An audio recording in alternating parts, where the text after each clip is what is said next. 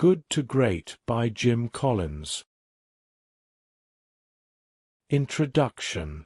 Have you ever wondered why some companies manage to become enduring, market-defining giants while others remain stuck in mediocrity, despite their early promise? That's the central question Jim Collins tackles in Good to Great. The book is based on 5 years of rigorous research that seeks to identify the key differences between companies that transition from being merely good to achieving greatness and those that do not. Collins and his research team didn't just focus on the companies that became great, but they also sought to understand why other companies with similar resources, opportunities, and market conditions failed to make that leap. They identified a distinct set of factors that differentiate great companies from good ones, factors that can be applied not only to organizations, but also to individuals striving for excellence in their personal and professional lives. It's important to remember that this is a summary. While it covers the main ideas and lessons of the book, the original work goes into much greater depth, complete with case studies, charts, and specific examples that offer further insight. If these concepts resonate with you, I highly encourage you to read the full book to truly experience the power of its research and ideas. Now, let's dive into the key concepts of Good to Great and explore how these lessons can help you transform your organization, leadership style, or personal path.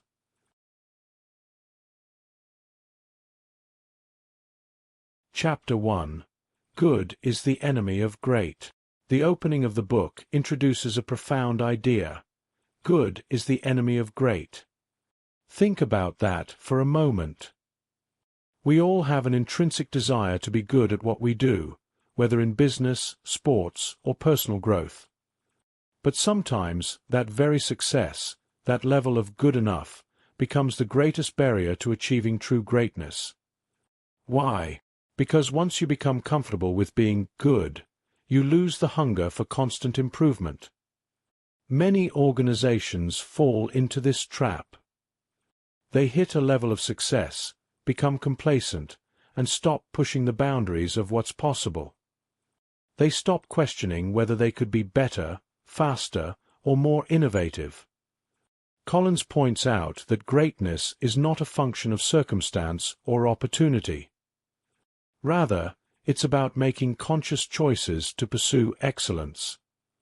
Companies and individuals that settle for mediocrity never achieve their true potential, while those who constantly strive to exceed expectations, despite challenges, eventually reach greatness. To break free from this mindset of good enough, Collins suggests regularly asking yourself or your team, are we aiming for greatness, or are we settling? If you catch yourself accepting mediocrity in any area of your life, take it as a sign to push harder. True greatness requires rejecting complacency, staying hungry, and always aiming higher.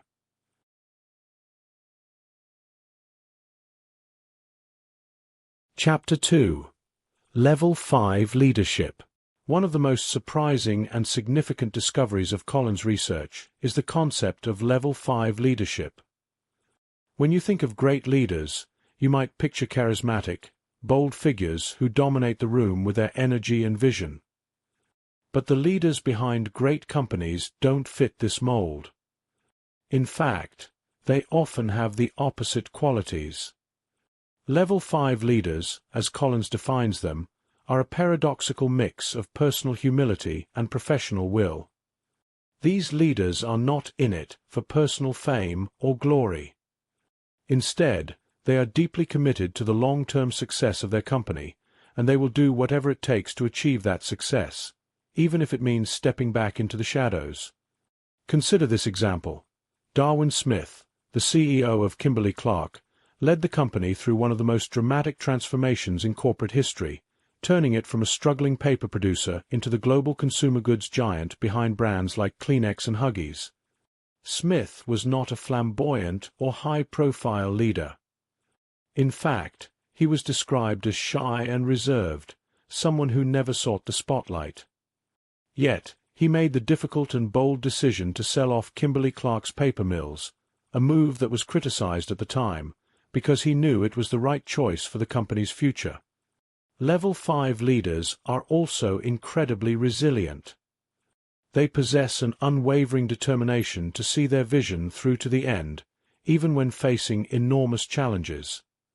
They are the kind of leaders who will take personal responsibility for failures, but will always credit the team for successes. This kind of selfless leadership creates a culture of trust and commitment within an organization, where everyone feels motivated to contribute to the long-term mission. So, if you're aspiring to lead, whether in a business, a community, or even your own life, ask yourself, how can you blend personal humility with fierce professional will?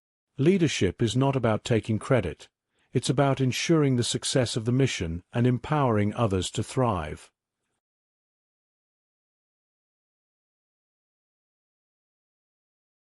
Chapter 3. First Who, Then What? One of the most critical lessons Collins shares in Good to Great is the importance of getting the right people on board before deciding on strategy. While it may seem logical to first figure out where you want to go and then hire people to help you get there, the companies that went from good to great did the opposite. Collins discovered that great companies prioritize hiring the right people before they even set the company's direction. The idea is that when you have the right people, those who are motivated, disciplined, and aligned with your values, strategy becomes much easier to figure out. In contrast, if you have the wrong people, no amount of planning or direction can lead you to greatness. To illustrate this point, Collins uses the metaphor of a bus.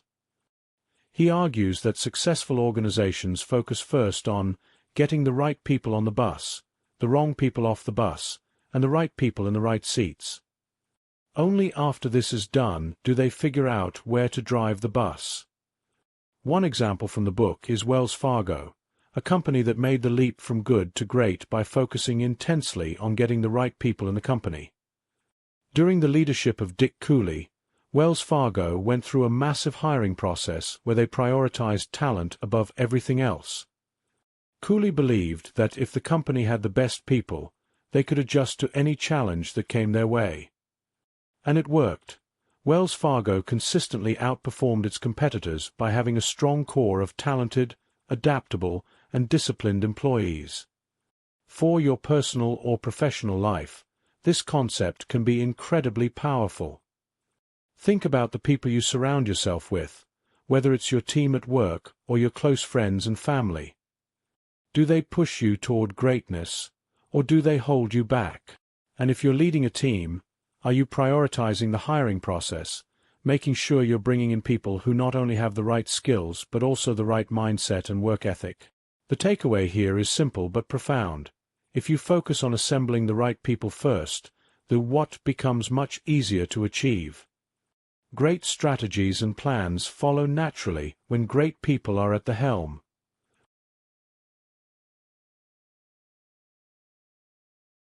Chapter 4. Confront the brutal facts, yet never lose faith. In this chapter, Collins introduces the idea of confronting the brutal facts while maintaining an unwavering faith in the end goal. Great companies do not shy away from uncomfortable truths. They look at the challenges they face with clear, honest eyes, no matter how daunting the situation might seem. Yet, at the same time, they hold on to the belief that they can and will overcome those challenges. This combination of realism and optimism is a crucial part of the transformation from good to great. To illustrate this, Collins discusses the case of Admiral Jim Stockdale, a prisoner of war during the Vietnam War. Stockdale survived years of torture and deprivation by holding two contradictory thoughts in his mind. He fully accepted the reality of his situation, no matter how harsh it was, and he never lost faith that he would eventually prevail. This became known as the Stockdale paradox. The companies that went from good to great exhibited a similar mindset. They didn't sugarcoat their problems or ignore the reality of their situations. They faced the brutal facts head-on. But they never allowed those facts to crush their spirit or shake their belief that they could succeed. Take the example of Kroger, a grocery store chain that was stuck in a difficult situation in the 1970s. At the time, many grocery stores were holding on to their outdated formats, even as the industry was rapidly changing. Kroger's leadership, however, confronted the brutal fact that their traditional stores were no longer viable in the face of emerging competition from newer, larger formats like discount stores. Instead of trying to prop up their failing stores, they made the bold decision to completely transform the company by phasing out old formats and investing heavily in new ones. This willingness to face the facts, combined with their faith that they could emerge stronger, ultimately led Kroger to dominate the grocery industry. For your own life or business, confronting the brutal facts means being willing to look at the areas where you are falling short, where things aren't working, or where you are facing real obstacles. It requires honesty and self-awareness. But it also requires faith. Faith that no matter how tough the reality is, you can prevail if you stay disciplined and focused on your goals.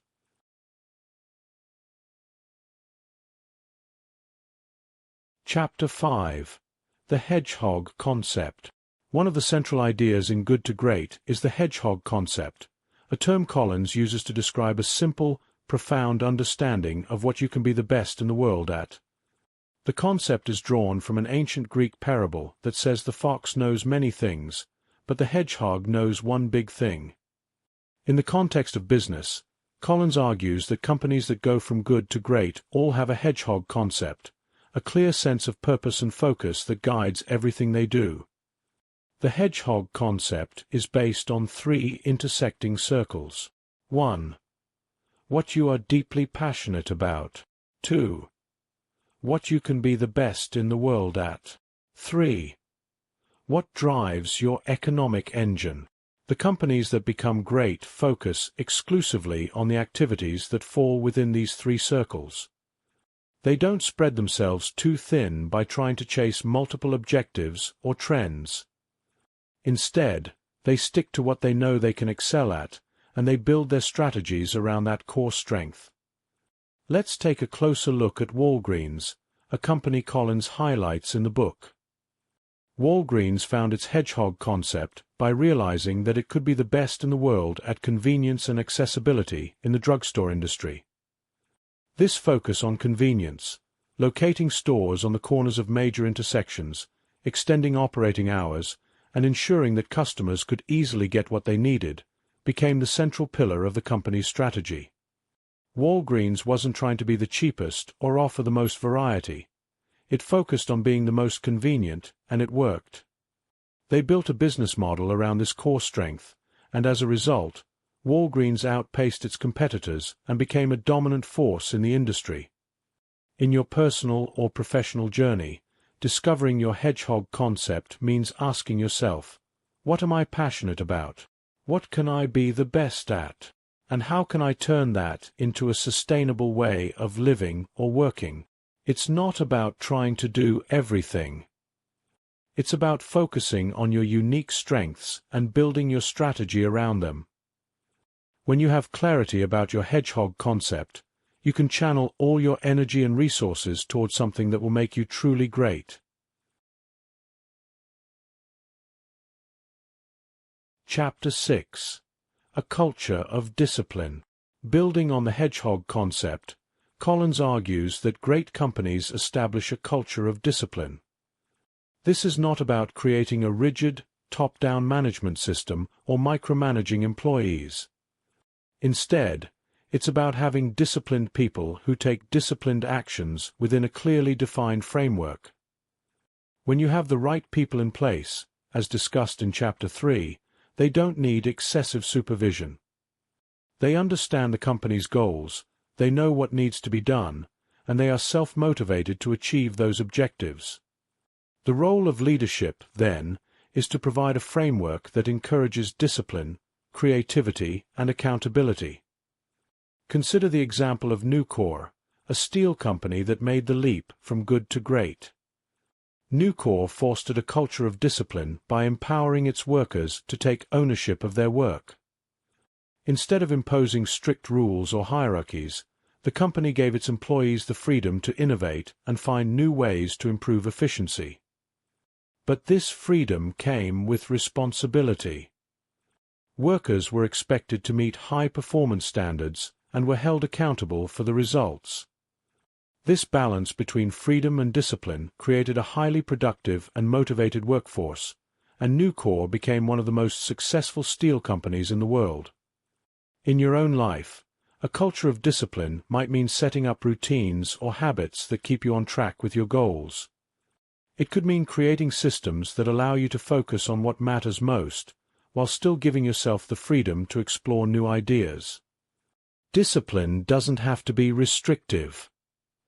When done right, it's a tool that helps you stay consistent, focused, and moving toward greatness.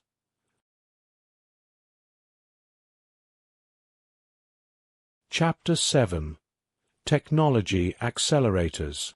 One of the misconceptions about great companies is that they must be at the forefront of technological innovation to succeed. Collins debunks this myth by showing that while technology can play a significant role in accelerating growth, it is never the primary driver of greatness. In fact, none of the companies in his study made their leap to greatness because of a specific technology. Instead, they used technology as an accelerator, something that enhanced their already strong business models. Great companies adopt new technologies, not for the sake of being trendy or keeping up with competitors, but because those technologies align with their hedgehog concept and help them move faster in the direction they're already going. For example, Walgreens, once it had defined its hedgehog concept around convenience, adopted new technologies like point-of-sale systems and online prescription refills to make its stores even more convenient for customers. But the technology was not the reason for their success. It was simply a tool that helped them execute their strategy more effectively. In contrast, companies that are stuck in the doom loop, a concept Collins discusses later in the book, tend to jump from one new technology to the next, hoping that the latest innovation will be the silver bullet that solves all their problems. But without a strong foundation in place, technology alone can't make a company great.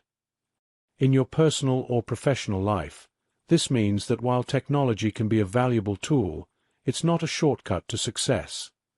Focus first on building a solid foundation, whether that's in your business model, your skills, or your personal habits, and then use technology to help you move faster and more efficiently toward your goals. Chapter 8. The Flywheel and the Doom Loop. The concept of the flywheel is one of the most powerful ideas in Good to Great. Collins uses the flywheel as a metaphor to describe the slow, steady process by which great companies build momentum. The flywheel starts turning slowly at first, but with consistent effort and small wins, it begins to pick up speed until it eventually turns on its own, requiring less and less effort to maintain. This gradual build-up of momentum is how companies make the leap from good to great. There is no single defining moment, no flashy breakthrough or dramatic transformation. Instead, greatness is the result of sustained effort over time. One example Collins gives is of Circuit City, which successfully implemented the flywheel concept to build momentum in the early years of its growth. By focusing on small, consistent improvements, hiring the right people, building customer loyalty, and improving operational efficiency, Circuit City was able to steadily build momentum until it became a dominant player in the electronics retail industry. Unfortunately, Circuit City later fell into the doom loop, which is the opposite of the flywheel effect. Companies stuck in the doom loop are constantly chasing quick fixes and trying to find shortcuts to success. Instead of building momentum through consistent effort, they change strategies, leadership, or direction every time they encounter a setback. This lack of consistency and focus prevents them from ever gaining true momentum.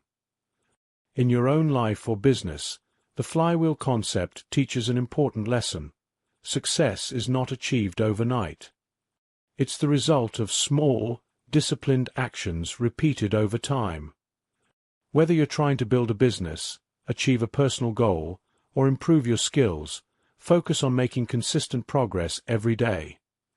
Trust that the momentum will build, even if the results are not immediately visible.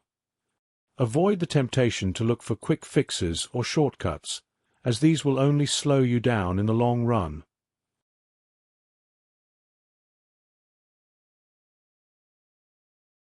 Chapter 9. From Good to Great to Built to Last. In the final chapter, Collins connects the concepts in Good to Great to his earlier work, Built to Last. The companies that made the leap from good to great weren't just focused on short-term success. They were built to last. Their leaders, cultures, and strategies were all geared toward creating something enduring, something that would stand the test of time. The difference between good companies and great companies is that great companies don't settle for temporary success. They aim to build something that will last for decades, if not longer. This long-term vision is embedded in everything they do, from their hiring practices to their decision-making processes.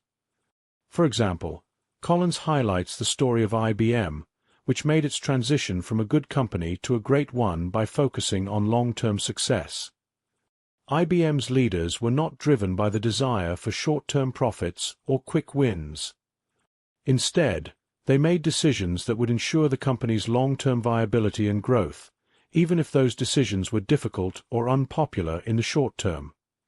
This long-term mindset is essential for anyone looking to achieve greatness, whether in business or in life. It's not about hitting a temporary peak or achieving momentary success. It's about building something that will endure, something that will continue to thrive even after you're gone. This requires patience, discipline, and a commitment to the bigger picture. Certainly. Here's an additional chapter that expands on the ideas in Good to Great, tying together the lessons into a cohesive conclusion.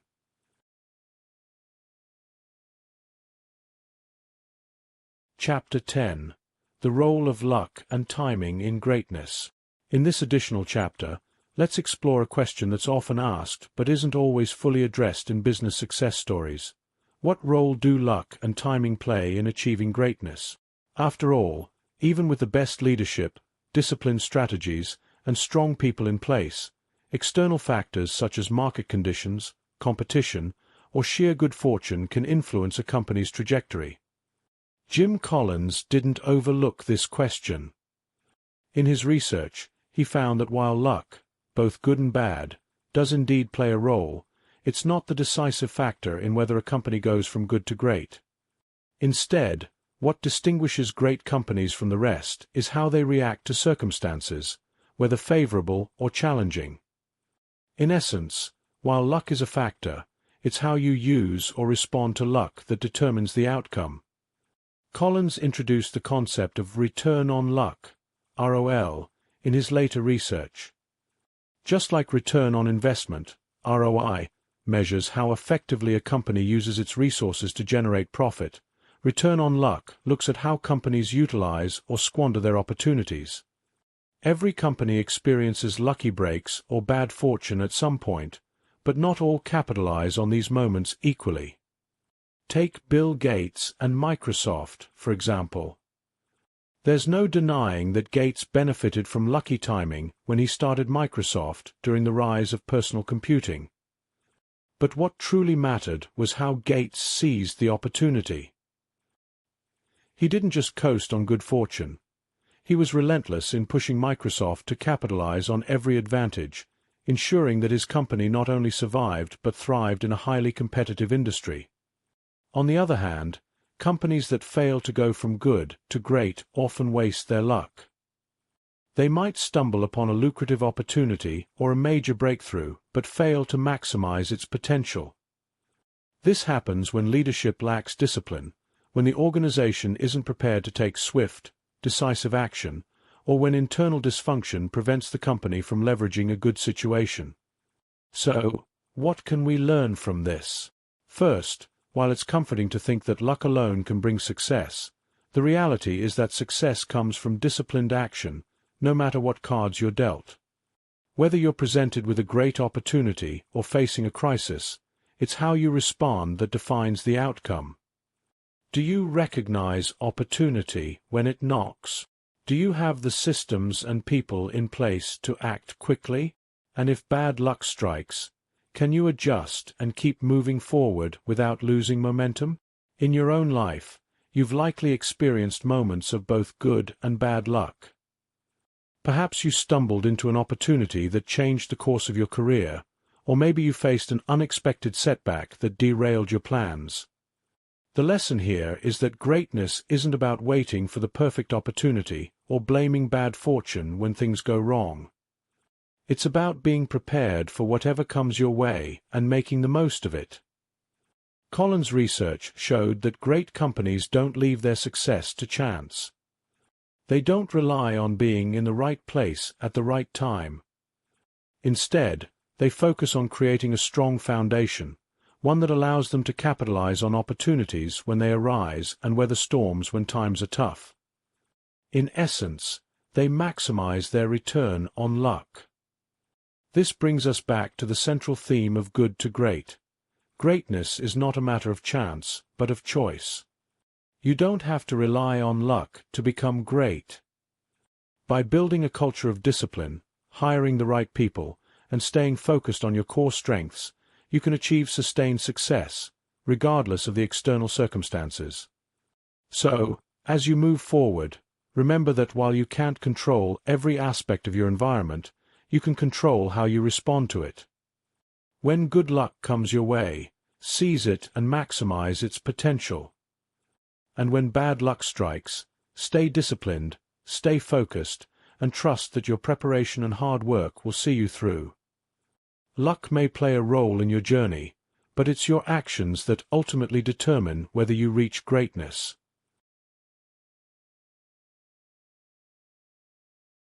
Conclusion. Good to Great is more than just a business book. It's a guide to achieving lasting success in any area of life. Through years of research and analysis, Jim Collins has distilled the key principles that separate good companies from great ones, and these principles can be applied to anyone seeking to achieve greatness. Whether you're leading a company, a team, or just working on your own personal development, the lessons in Good to Great offer a roadmap to success. It's about more than just improving performance or hitting goals.